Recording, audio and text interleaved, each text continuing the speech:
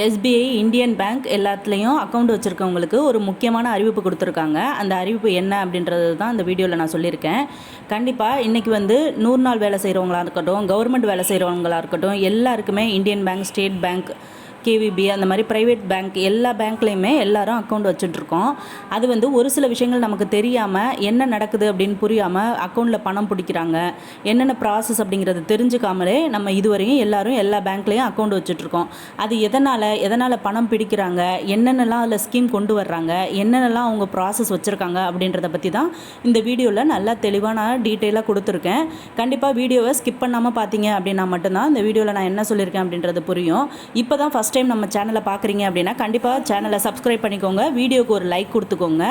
ஏன்னா கடைசி வரையும் ஸ்கிப் பண்ணாமல் பார்த்தீங்க அப்படின்னா நான் என்னென்ன தகவல் கொடுத்தேன் அப்படின்றது உங்களுக்கு முழுசாகவே அந்த தகவல்லாம் சேரும். அதுக்காக தான் ஸ்கிப் பண்ணாமல் பாருங்கள் அப்படின்னு சொல்கிறேன்.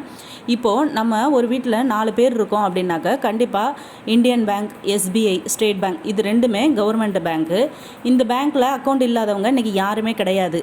ஆனால் இந்த அக்கௌண்ட்டில் நம்ம 0 பேலன்ஸ்லையும் ஓப்பன் பண்ணி கொடுக்குறாங்க. 1000 ரூபா 500 போட்டும் ஓப்பன் பண்ணி கொடுக்குறாங்க. இதில் நம்ம 500 கொடுத்து ஓப்பன் பண்ணோம் அப்படின்னாக்க 500 அந்த கடைசி வரையும் எப்பயுமே நீங்கள் ஒரு 10,000 எடுக்கிறீங்க அப்படின்னா 10,000 எடுத்தாலும் நம்மளோட மினிமம் பேலன்ஸ் அதில் 500 இருந்துக்கிட்டே இருக்கணும். அதுதான் அதில் ப்ராசஸ். அந்த 500 நம்ம சப்போஸ் என்றைக்காவது தேவைப்படுது அப்படின்னு நம்ம அந்த 500 ஃபுல்லாக காலி பண்ணி எடுத்துட்டோம் அப்படின்னாக்க அவங்க அதுக்கு ஒரு டேக்ஸ் அமௌண்ட்டு பிடிப்பாங்க. ஏன்னா நீங்கள் 500 கொடுத்து தான் அக்கௌண்ட் ஓப்பன் பண்ணி வச்சுருக்கீங்க. அந்த 500 நீங்கள் எடுத்துட்டீங்க அப்படின்னா ஒரு சம் அமௌண்ட் நாங்கள் அதில் குறைந்தபட்சமாக ஒரு அமௌண்ட்டை கட் பண்ணுவோம் அப்படின்னு சொல்கிறாங்க. இன்னொரு விஷயம் என்ன அப்படின்னு பார்த்தீங்கன்னா, இந்தியன் பேங்க், ஸ்டேட் பேங்க்கு, கூட்டுறவு சொசைட்டி இதில் உள்ளவங்கலாம் என்ன அப்படின்னா குழு வச்சுருக்காங்க. குழு வச்சதில் நம்ம எல்லாருமே குழுவில் மகளிர் குழுவில் இருக்கிறோம். அந்த மகளிர் குழுவில் உள்ளவங்களுக்கு எல்லாமே ஒரு சில இன்சூரன்ஸ் பிடிப்பாங்க. அந்த இன்சூரன்ஸ் என்ன அப்படின்னு பார்த்தீங்கன்னா, நீங்கள் புக் எடுத்துகிட்டு போய் உங்களோட பக்கத்தில் இருக்க உங்கள் பேங்க்கில் கேட்டிங்க அப்படின்னா சொல்லுவாங்க. அதில் நம்ம விபத்து காப்பீடு, நம்ம இறந்து போனாக்க 2 லட்ச ரூபா கொடுப்பாங்க. அப்படி இல்லைன்னாக்க ஏதோ ஒரு ஆக்சிடென்ட்னா நமக்கு பணம் கொடுப்பாங்க. அந்த மாதிரி இன்சூரன்ஸுக்காக நம்மளுக்கு 50 ரூபா, 200 300 அப்படி கட் பண்ணுவாங்க. கொஞ்ச நாளாகவே எல்லாருமே சொல்கிறது என்ன அப்படின்னா, என் அக்கௌண்ட்டில் ஒரு 300 வெட்டிட்டாங்க, 400 கட் பண்ணிட்டாங்க, என் அக்கௌண்ட்டில் 500 வெட்டிட்டாங்க, 200 வெட்டிட்டாங்க இப்படி சொல்கிறாங்க. ஆனால் அவங்க என்னன்ற ப்ராசஸை தெரியாமல் பக்கத்தில் இருக்க பிரான்ச்சில் போய் நம்மளோட புக்கையும் ஆதார் கார்டையும் எடுத்துகிட்டு போய் கேட்காமலே இந்த விஷயங்களை அவங்க கட் பண்ணிட்டாங்க அப்படின்னு சொல்கிறாங்க.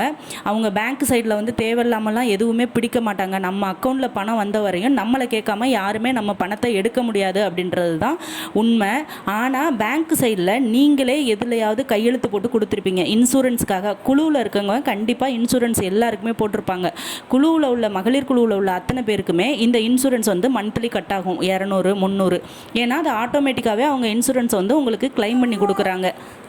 உங்கள் அக்கௌண்ட்டில் ஆட்டோமேட்டிக்காக அது அமௌண்ட்டு கட் ஆகுது அப்படின்னாக்க கண்டிப்பாக பக்கத்தில் தான் நீங்கள் உங்கள் 3 கிலோமீட்டர் 5 கிலோமீட்டர் உள்ள பிரான்ச்சில் தான் ஓப்பன் பண்ணியிருப்பீங்க உங்களோட அக்கௌண்ட்டை.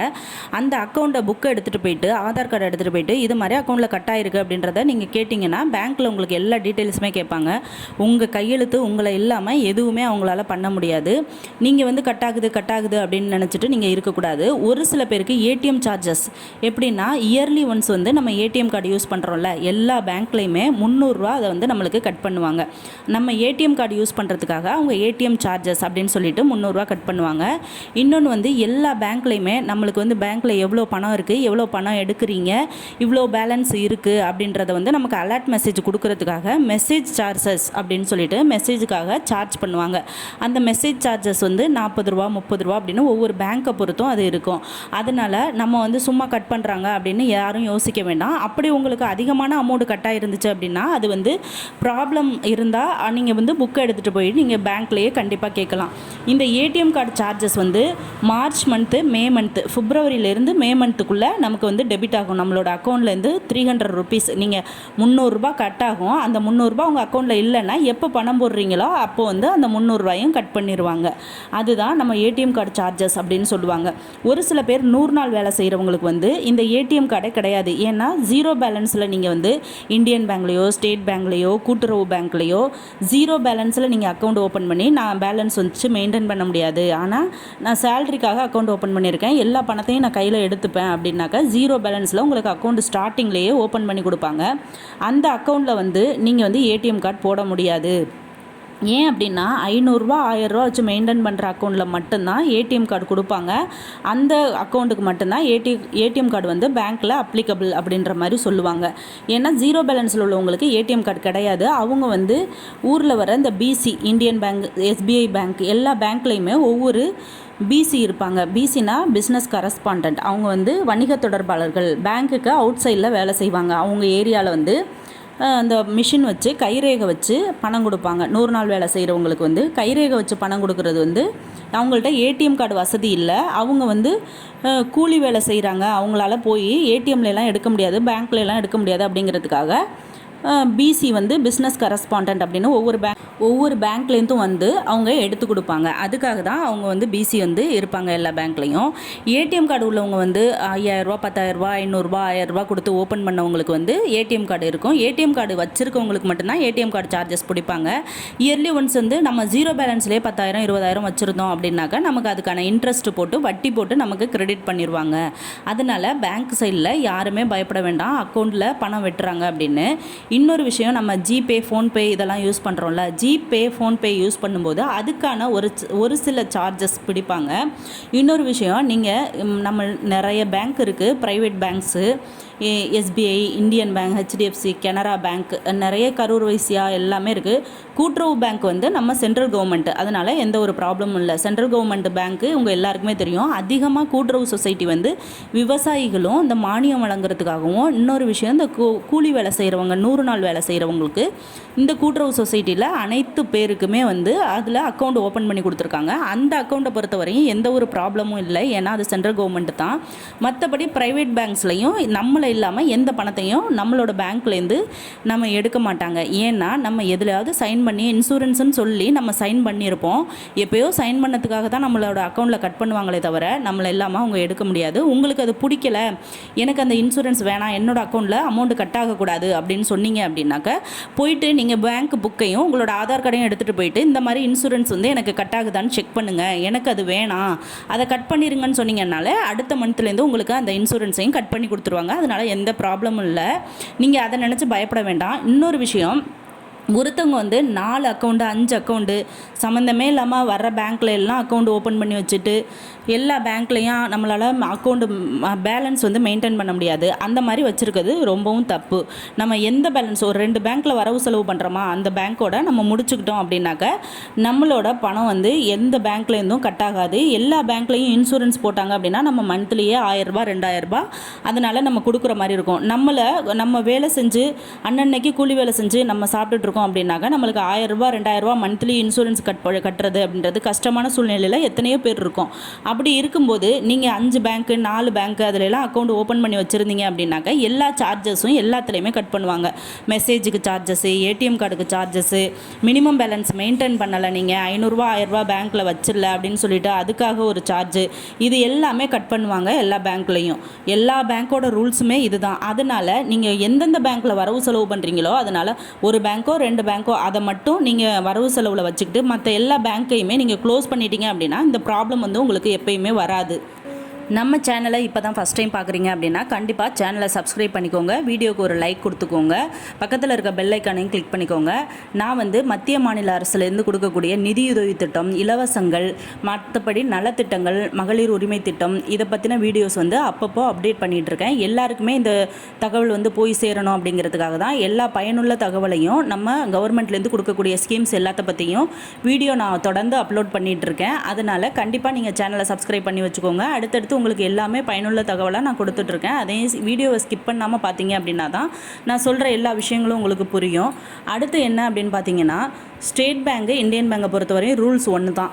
மற்றபடி ப்ரைவேட் பேங்க்ஸை பொறுத்தவரையும் அவங்க ஒரு சில ரூல்ஸ் வந்து மாறும். எல்லா பேங்க்லேயும் ஒரே மாதிரி ரூல்ஸ் வச்சுருக்க மாட்டாங்க. ஒரு சில பேங்க்குக்கு அவங்கவுங்க ரூல்ஸை வந்து சொல்லுவாங்க. நீங்கள் வந்து உங்களோட அக்கௌண்ட்லேருந்து எவ்வளோ பணம் சார்ஜ் பண்ணுறாங்களோ அதை போய் நீங்கள் உடனடியாக கேட்டிங்க அப்படின்னா எந்த ஒரு ப்ராப்ளமும் இல்லை. அதை நீங்கள் உங்களுக்கு அந்த இன்சூரன்ஸ் வேண்டாம் எனக்கு கட் பண்ணி கொடுத்துருங்க அப்படின்னாலும் நெக்ஸ்ட் மந்த்லேருந்து உங்களுக்கு அந்த அமௌண்ட் கட் ஆகாத மாதிரி அவங்க செஞ்சு கொடுத்துருவாங்க. மற்றபடி அவங்க சைட்லேருந்து என்ன சொல்கிறாங்க, அவங்க சொன்ன அந்த அறிவிப்பு என்ன அப்படின்னாக்க, நீங்கள் மினிமம் பேலன்ஸில் 500 கொடுத்து அக்கௌண்ட் ஓப்பன் பண்ணியிருந்தீங்க அப்படின்னாக்கா கண்டிப்பாக அந்த 500 மெயின்டைன் பண்ணுங்கள் அப்படின்னு சொல்கிறாங்க. இன்னொரு விஷயம், ஏடிஎம் கார்டு யூஸ் பண்ணிங்கன்னா நாங்கள் ஏடிஎம் கார்டுக்கு இயர்லி ஒன்ஸு 300 ரூபா, அதாவது வருஷத்துக்கு ஒரு வாட்டி 300 ரூபா மட்டும்தான் கட் பண்ணுவோம். மற்றபடி எஸ்எம்எஸ் சார்ஜ் அப்படின்னு சொல்லிட்டு 6 மந்த்துக்கு ஒன்ஸு 40 ருபீஸ் கட் பண்ணுவோம் அப்படின்ற மாதிரி அவங்க சொல்லியிருக்காங்க. இதுதான் அவங்க கொடுத்துருக்க அறிவிப்பு. இது வந்து நம்ம வந்து தப்பு சொல்ல முடியாது, ஏன்னா அவங்க அறிவிப்பை கொடுத்து தான் பண்ணுறாங்க. ஒரு சில பேருக்கு வந்து கைரேகை வச்சு 100 நாள் வேலை செய்கிறவங்க, மற்றபடி பால் பணம் எடுக்கிறவங்க, பால் சென்டரில் ஊற்றுறவங்களுக்கு வந்து கைரேகை வச்சு பணம் எடுக்கிறாங்க அப்படின்னா அவங்களுக்கு வந்து பணம் கைரேகை விழ மாட்டேது, அப்படி பணம் என்னோடய அக்கௌண்ட்லேருந்து வர மாட்டேங்குது, ஃப்ரீஸ் ஆகி இருக்குது, என் பணம் வந்து பார்க்க முடியுது, பட் என்னால் எடுக்க முடியலை அப்படின்னு சொல்கிறவங்க வந்து என்ன பண்ணணும் அப்படின்னா, அது ஒன்றும் பெரிய ப்ராப்ளம் கிடையாது. உங்களோட அக்கௌண்ட் புக்கை எடுத்துக்கிட்டு உங்களோட ஆதார் கார்டையும் எடுத்துகிட்டு போனீங்க அப்படின்னா அதாவது பேங்க்கில் போயிட்டு நீங்கள் உங்கள் கைரேகையை உங்கள் பேங்க் அக்கௌண்ட்டோட இணைச்சிட்டு வந்தீங்க அப்படின்னா அந்த ப்ராப்ளம் வந்து சால்வ் பண்ணி கொடுத்துருவாங்க. என்னால் பணம் கைரேகை வச்சு எடுக்க முடியலை அப்படின்னு சொன்னீங்கன்னா பேங்க்கில் வந்து உடனடியாக அப்போவே அதை வந்து கிளியர் பண்ணி கொடுத்துருவாங்க. இதனால் நீங்கள் பயப்பட தேவையில்லை. உங்கள் பணம் வந்து நீங்கள் கண்டிப்பாக எடுத்துக்கலாம்.